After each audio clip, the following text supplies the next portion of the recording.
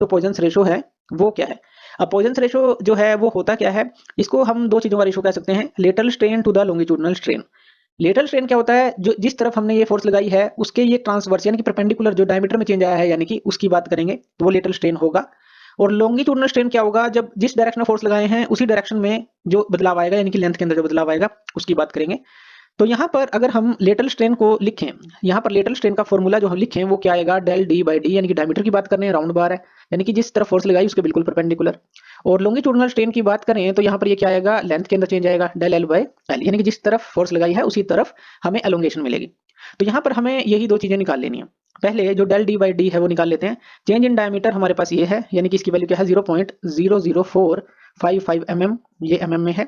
और डिवाइड में जो डायमीटर है, यानी कि जो पहले डायमीटर था उसका वो चीज़, तो पहले डायमीटर क्या था 40 mm, तो यानी कि चेंज ये है, और जो ओरिजिनल है वो 40 mm था।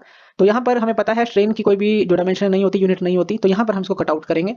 तो डेल डी बाई डी जब हम इसको कट आउट करेंगे तो हमारे पास ये लगभग आ जाएगा, आपको कैलकुलेटर से सोल्व करना है, 0.00011375 के करीब ये आ जाएगा। कैलकुलेटर से अगर कोई कैलकुलेशन मिस्टेक है तो आप ठीक कर सकते हैं, कैलकुलेटर का यूज करके आपको ये करना है।